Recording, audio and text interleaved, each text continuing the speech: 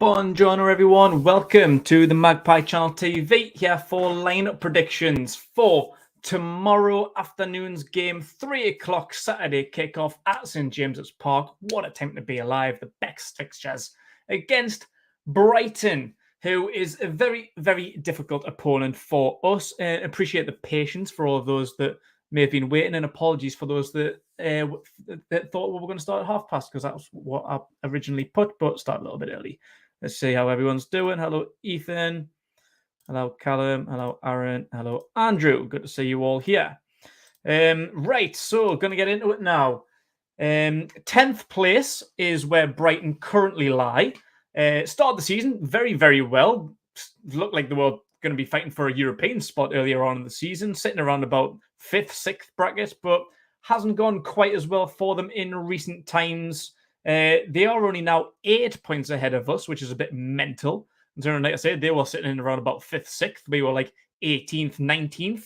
And now there's only an 8-point gap between them in 10th, us in 14th, 4 places in the league. Mental. It just shows you how much things have changed, and hopefully going to be a good thing heading into this game, particularly in regards to our form and their form. Ours is good, theirs not so much.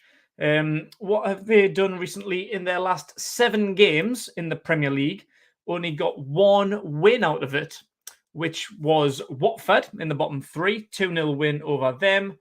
They have drawn 3 and lost the other 3. But them 3 losses have come in the last 3 games without scoring a goal. 2-0 against Man United, 3-0 against Burnley. That was a bit of a mad result. And 2-0 against Villa. So, 1 win in 7, no wins and no goals in the last 3. But this is a fixture that doesn't really bode too well for us. 9 games played in Premier League history between us two since we came up in 2017. And it absolutely stinks. It really, really reeks of piss. If you've seen Big Renty's preview that he put out yesterday, I believe it was, he goes through our record with Brighton. I'll briefly touch on it now. In our 9 games since 2017, between us two, the scores are 0 wins for Newcastle, 5 draws, 4 wins for Brighton, 4 wins for Brighton, 2 at St James's, 2 at the Amex. And that's really, really lifting that. Like, 2 goals. That's what we've scored. 2 goals since 2017 against Brighton. That's mad. Like, the goal difference there is -8 because they've scored 10 against us. Most of them coming last season, where they've done the 3-0 double over with. Like, got to be honest, from a Brighton or a neutral standpoint, even a Newcastle standpoint, they were probably the most entertaining games. Yes, we got stuffed. Yes, it was embarrassing. But 3-0 at St James's, 3-0 at the Amex, that's been the biggest gap. Normally, it's about a 0-0 or a 1-1. They're the kind of typical games. Like the other 2 that Brighton have won, I think were both 1-0 scrapers. Like, they aren't pretty fixtures. We have already drawn to them this season at the Amex. That was the last game pre-Eddie Howe. He was in the stands for that game. That was Graham Jones's last game in charge. Good second half that was as well. And all, like, considering where we were, like, I think that was around about the time. I think they were probably about 6th, 7th, and we were like 18th, 19th. I can't remember exactly. But first half, they dominated. Second half, we were really, really good and deserved that equaliser through Isaac Hayden, which is the second goal, only the second goal we've scored against Brighton since 2017, both at the Amex. The other one was Jose Perez in a 1-1 down there, I think about 3 years ago. But yeah, at St James's haven't scored a goal since 17. Haven't scored a goal at St James's against Brighton since 2017. This needs to change. Hopefully the momentum that we're in, it is going to swing that a little bit. So fingers crossed. We'll see what happens there. But yeah, I've got a feeling it's going to be another scrappy game. Another point on the board would be great. Obviously, with the momentum, hopefully that is going to swing in our favour. But yeah, I'm not expecting a pretty game. Yeah, just another point to keep us away from that drop zone. Another non-loss, another game on the board where we've gone undefeated, could take it to 8 games. Currently 7 with that win against Brentford at the weekend. Yeah, an 8-game unbeaten spell in the Premier League's impressive for anybody, let alone Newcastle, who prior to this winning streak, I think only had 1 win. Like it's mental. Like the way that we've come lately, it's amazing.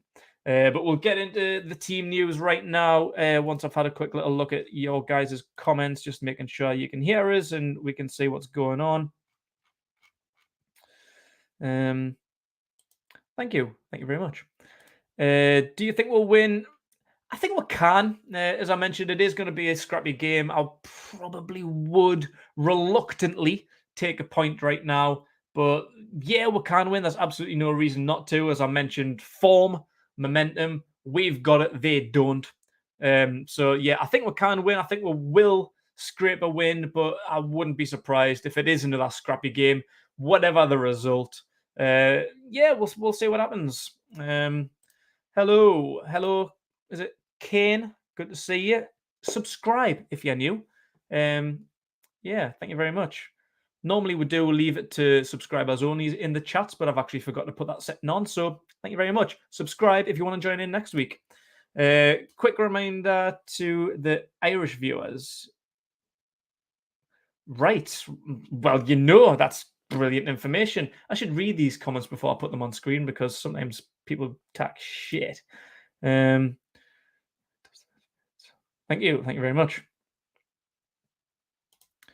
They got beat by Burnley. Yes, they did. 2-0. Yes, you are. Most indeed. Is Maxi fit? Well, we are going to get into that one shortly. And yeah, we don't really know. It seems unlikely, but yeah, we will get into that. Big Dan Burn is the reason. Yes, Big Dan Burn signed from Brighton in January. And it's been immense for us for the last few games. Yet Dan Burn brace incoming. Wouldn't we love to see that on home turf at St James's, his fortress. Yeah, that would be amazing against his former team. I know he's got a lot of respect for Brighton, and Brighton's got a lot of respect for him, which is understandable. They were very, very gracious in losing them to us. A lot of great comments from Brighton fans. It was good to see. Nice bit of mutual appreciation there for their player, and happy that he come to his hometown team. They know that's just where, if anywhere you want to be. I think he said that in his conferences and all. Like when he first signed, he says, "I didn't want to leave Brighton. Like, I found a home there. I loved it. The fans loved us.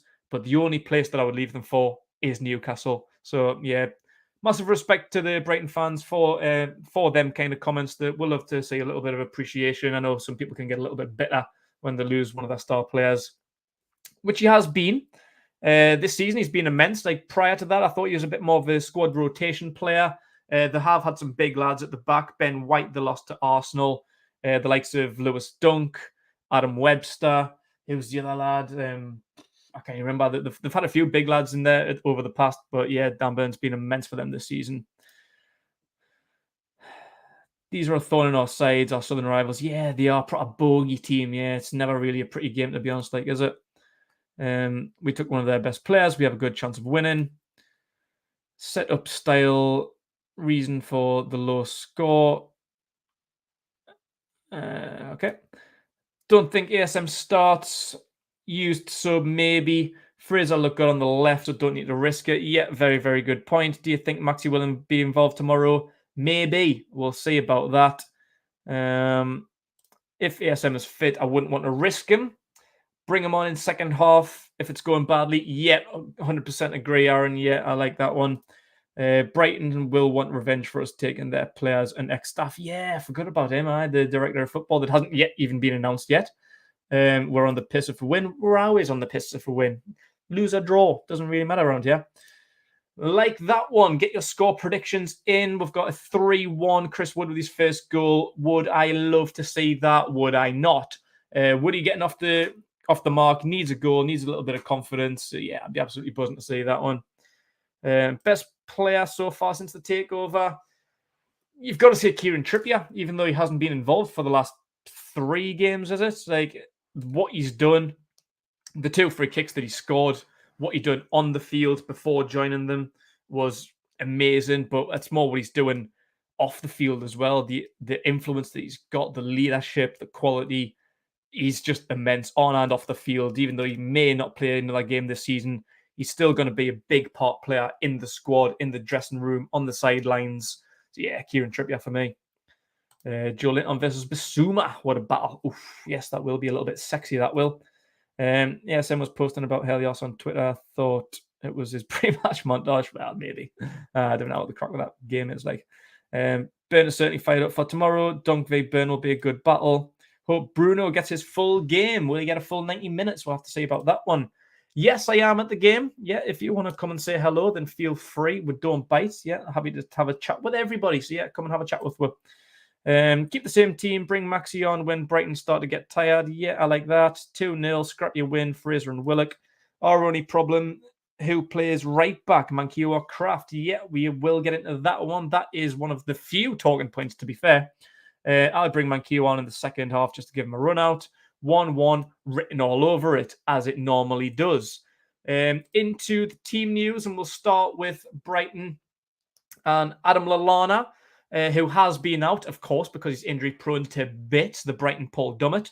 He has been making progress, says Graham Potter, so we'll see about that one. He has been back in training, so may be eligible for this one. Big Adam Webster is still absent, which is brilliant news. He is one of the big lads that I have spoke about. Not too sure about the fitness on Lewis Dunk. He's been unfit quite a lot recently.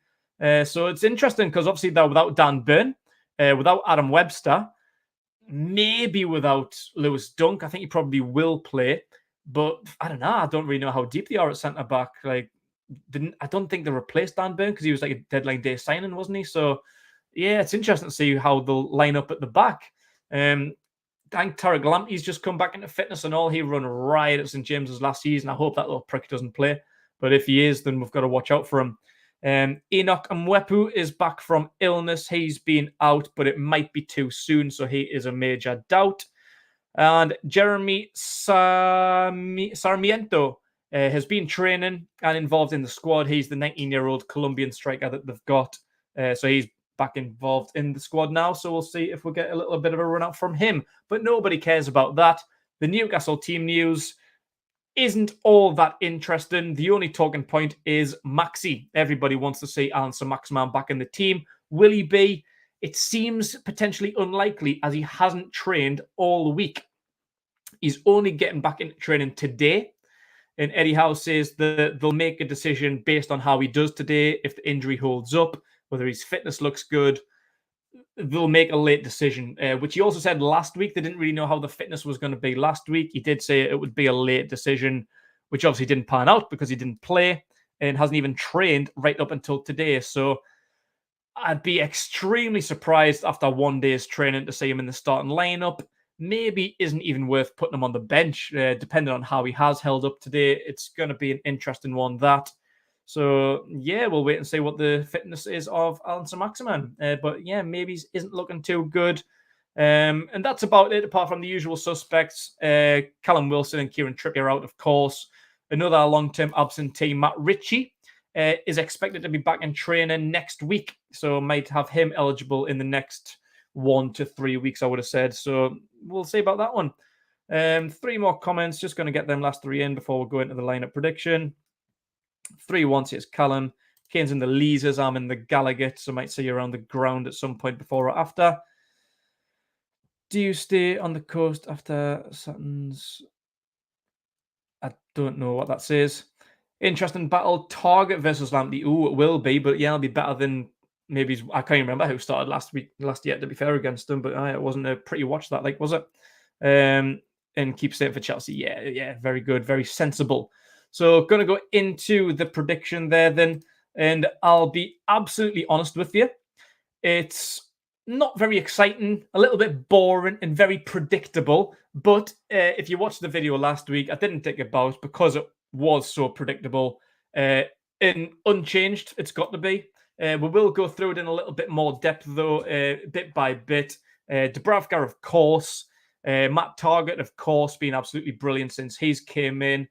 Stallwater at left back. Hopefully we can make a permanent deal there. Hopefully it won't even be too much of a signing either, but whatever it is, I can't imagine we're Aston Villa wanting too much more than 20 million. If we can get him for under 20 million, I think it'll be an absolute bargain and massively worth the signing. So, yeah, hopefully we do see Target at St James's Park next season in the black and white, not the claret and blue. The two at the back, Fabian Schär and Dan Burn, undroppable right now. Fabian Schär, I'm sure he got man of the match last week, didn't he?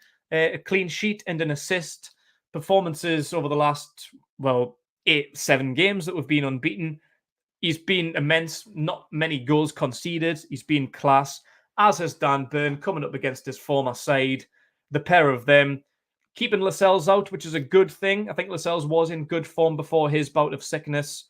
And it's just unfortunate for him that Schär and Burn are doing well. As the captain, I know he'll want to play, and without Trippier, we might be lacking a little bit of leadership, but Eddie Howe's backed up Dan Burn to be a great leader, so maybe that back line will be led by Dan Burn. And yeah, Fabian Schär in great form. Probably the biggest talking points, maybe with the exception of Alan Saint-Maximin, as Callum mentioned before, is right back. Javier Manquillo did come back. He was going to be a late call and a bit of a doubt for the Brentford game last week, but did make the bench. Unused, I believe it was. Correct us if I'm wrong, but I don't think he got on off the bench from what I can remember. I can't remember who came on, to be honest with you. So Manquillo is, of course, available. But my reasoning for keeping with Emil Kraft is form, basically, being the main thing. But one of the main things that we need to think about is the upcoming schedule. We've got a few games, Southampton midweek, and then Chelsea at the weekend, and then Everton midweek. And I think we were meant to play Crystal Palace towards the end of that, but that's been postponed now, hasn't it? So cleared that up a little bit, but we've got, I think it's 4 games in 12 days or something like that. Like, it's coming thick and fast, so we need to be a bit careful and a bit cautious with the squad going forward. But for this one, I think we should keep it the same as what it was against Brentford. I think momentum's there. I think we've been playing really, really well. And Kraft is the underdog, I think. I think he's the scapegoat. I've mentioned it a few times. Does a decent job. He's clearly the third choice right back. I mean, how many third choice right backs do you actually get the consistency of Kraft recently? Like, I think he's been doing really, really well. Really underrated. Scapegoated a lot.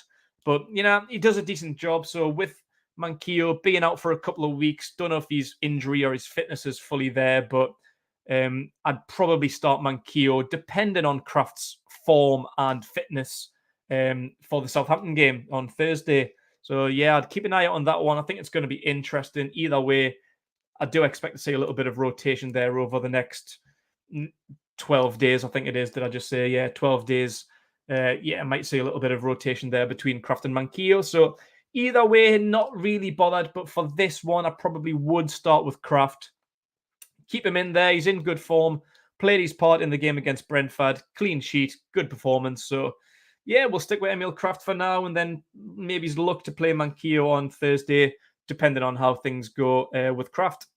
Midfield 3 untouched, which of course leaves out Bruno Guimaraes for another week. Not going to get another start, I don't believe. But as I mentioned, squad rotation Thursday could be a very good opportunity for him to step in, or Chelsea on Sunday.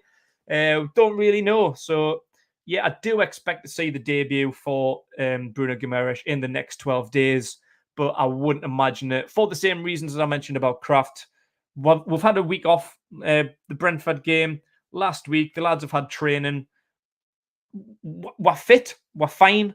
Performances are going well. Results is going well. So for now, I wouldn't change anything. It is Thursday's game against Southampton, where if I was Eddie Howe, and particularly Chelsea next week with the games coming in within a few days between Southampton and Chelsea, maybe he's looked to rotate there, assess people's fitness levels, any niggly injuries.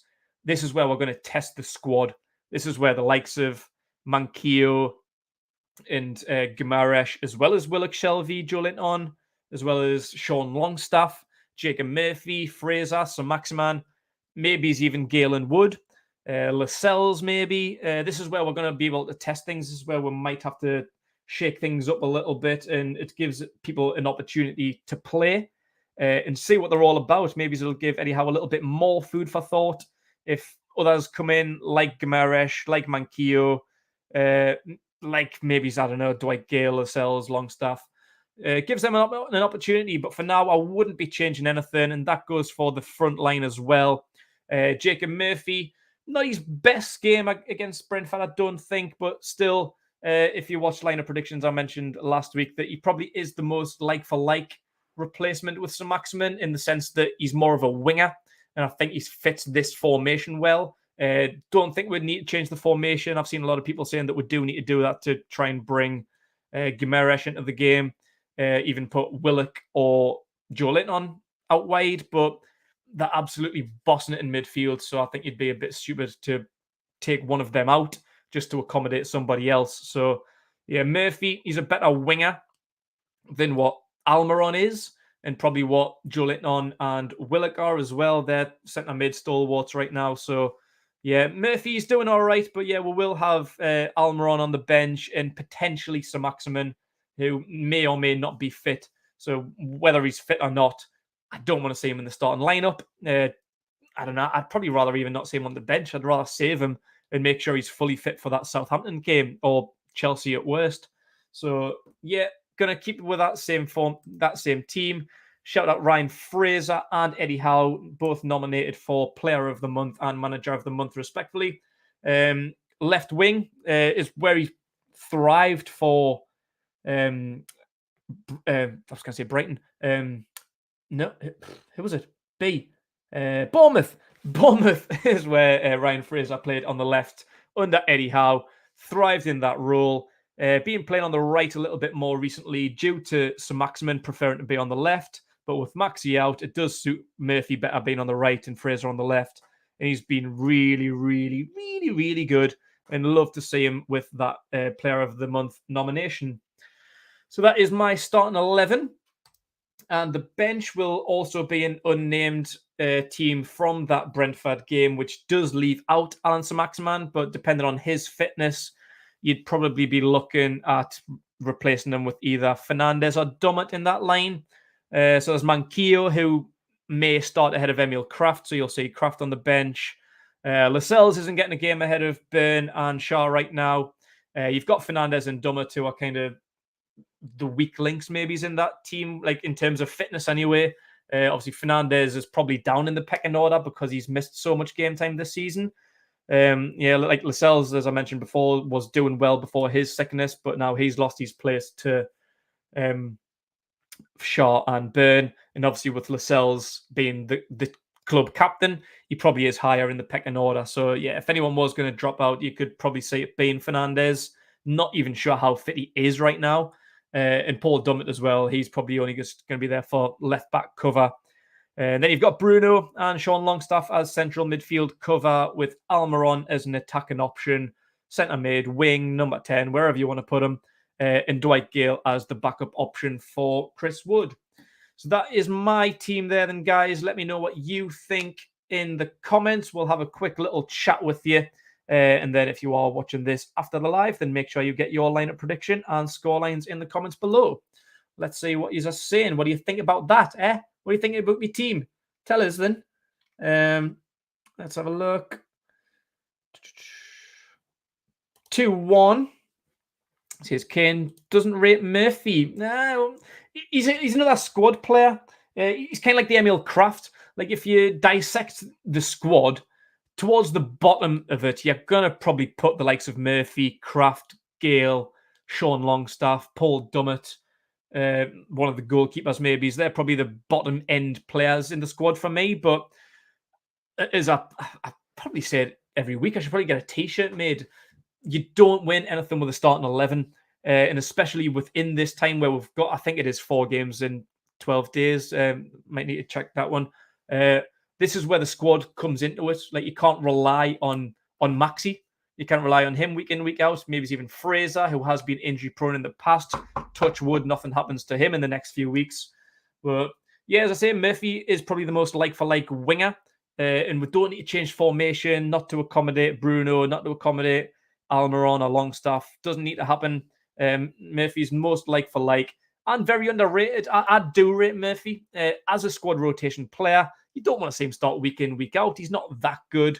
Can cover as a right full back if we need to. Probably quite comfortable on the left-hand side as well. So quite versatile, quite experienced, and a Newcastle fan as well. I think that always goes a long way. Newcastle fan from down south growing up.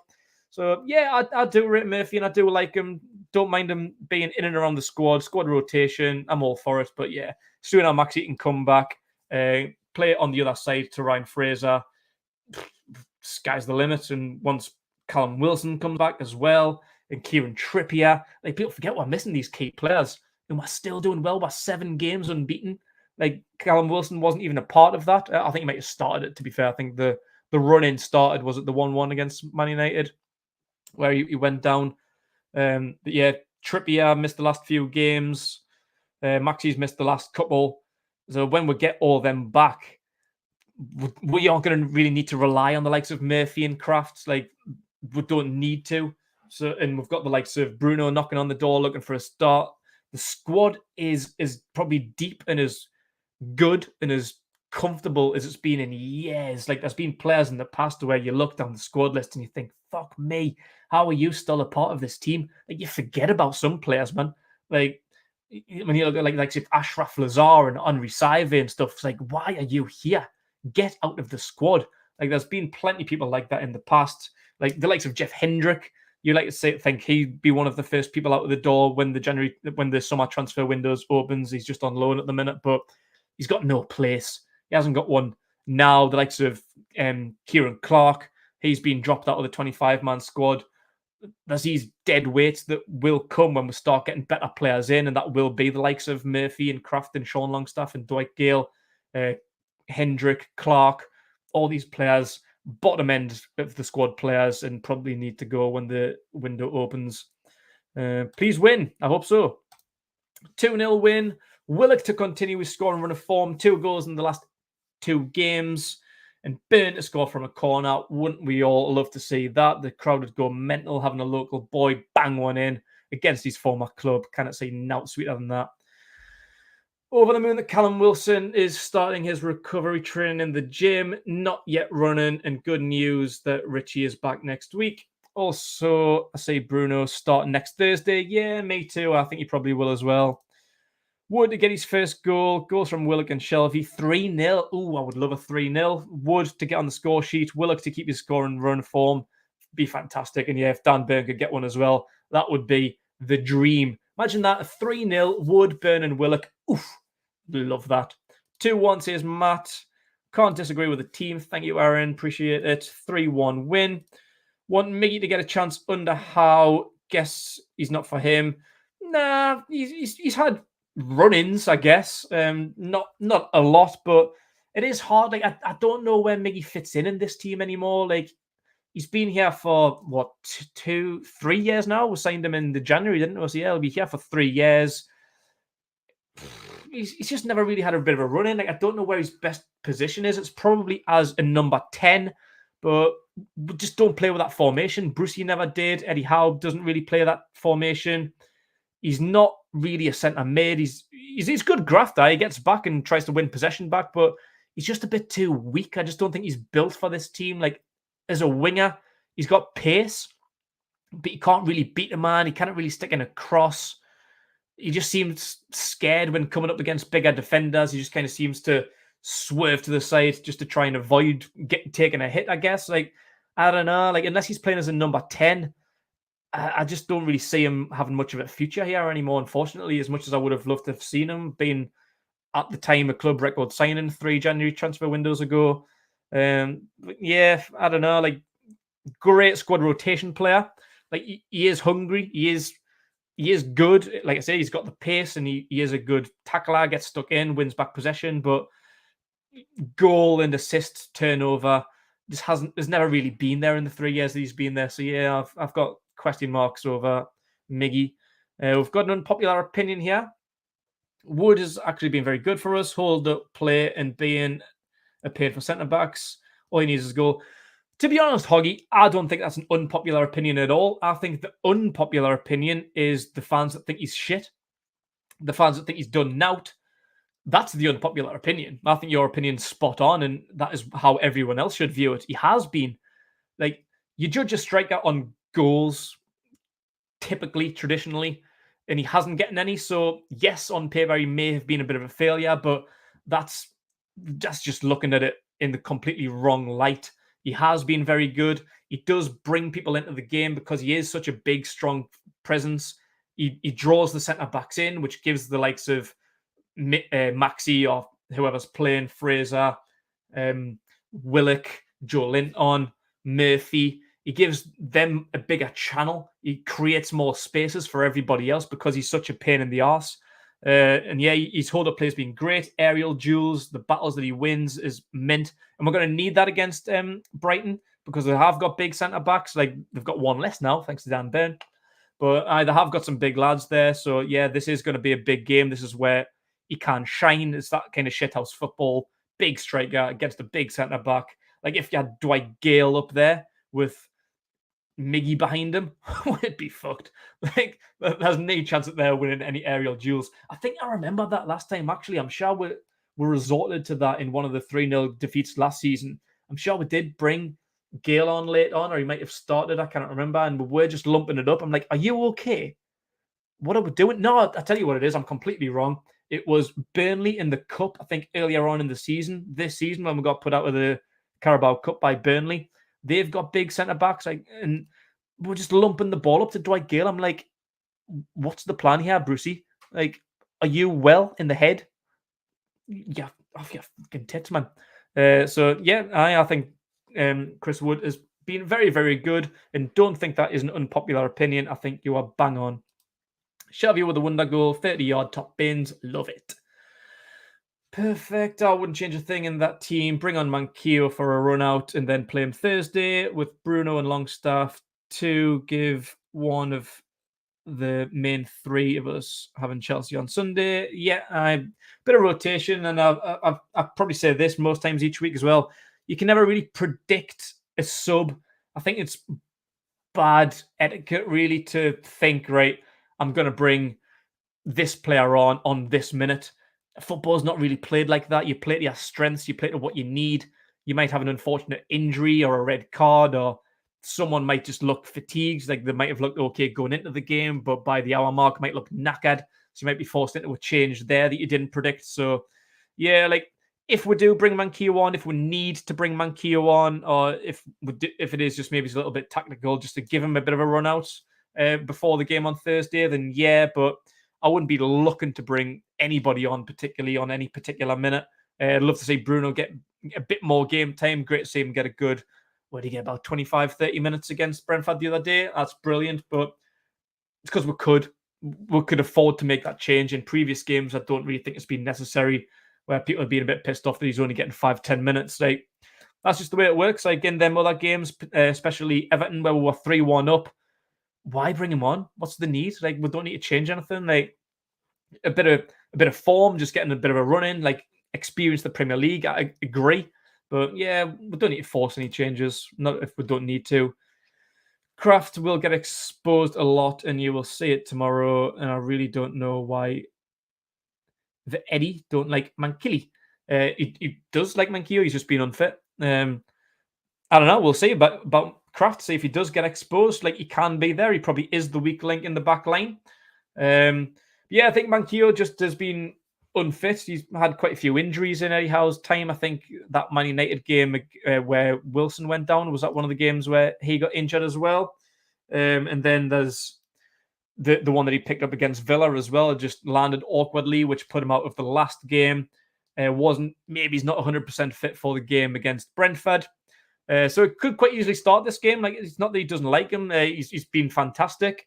Played left back the last couple of games that we've seen him, and he's been really, really good. The game against Man United, the game against Leeds, he was fantastic as a left back.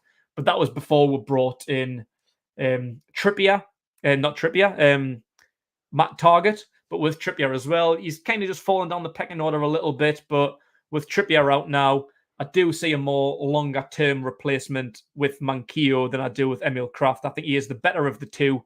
It's just getting him fit and just getting him ready. So, yeah, I think Manquillo will be in the starting 11 just as soon as he can prove his fitness, really. But, yeah, Kraft has been in pretty good form lately. So, yeah, hopefully he doesn't get exposed. But if he does, then we've got a better right back on the bench ready to start on Thursday. So, yeah. 3-0, Burn, Wood, Willock. Absolutely love it. That's what I'm talking about. Wood. Dubravka, Target, Burnshaw, Manquillo, Joey, Jonjo, Murphy, Fraser, Wood, and Willock. Is that changing up Willock's position there? I'm not sure what we're doing with that one, but yeah, Manquillo is the only change there in terms of personnel. I'm not sure what that formation's reading, but yeah, I can see that. Yeah, not opposed to Manquillo starting. 3-0 win. ASM, Bruno on the bench, both on second half. Yeah, just did I miss the end of that one? All right, yeah. Don't go for Chelsea game, go for the other three. Is that what that means? Wood plays as a team player, but if no goals are coming, then I'd sub him or bench him for a game. Put Maxi in. Willock, Murphy, Fraser in midfield. Not sure about that. Haven't felt so confident we'll win. Just the type of game we'll balls up. Terrible record against these, but I do think we'll win. I'm exactly the same. Yeah, it is an awful game. They are a bit of a bogey team, so even in form, like we are in form, they are not. So I am relatively confident, especially with it being at home. I think the crowd, or like the 12th man, wore flags, the atmosphere before the game, like we'll just get pumped up. Now we've seen people actually care. A team, a manager, ownership, they give a shit. It's changed. Like St. James Park's a fortress now. So I don't know. Like, yeah, like I say, like they are a bogey team. They are awful. I think it probably will be a bit of a scrappy game. Not pretty, but as long as we get a win, I'm happy. And even, like I said at the start of the video, I will reluctantly take a point because they are such tricky customers, have had a pretty good season despite being in bad form at the minute. So, yeah, we'll see it. But, yeah, it could be the type of game that we'll fuck up. So, yeah, we'll see. Check to know when Maxi posts the match in the story. You know you'll be playing her on the bench on Instagram. Hopefully Maxi starts, especially Brighton's rubbish form, and another good show. Thank you very much, Robbie D. That will do me. I've rabbited on quite a bit. But that is my team. If you are just joining, that is my predicted starting 11, unchanged from the team against Brentford. Same with the bench. Thank you very much for watching, everyone. Appreciate you as always. I will be at the game tomorrow, so yeah, come say hello if you see us knocking about. So make sure you like this video, subscribe to the Magpie Channel TV, and enjoy yourself.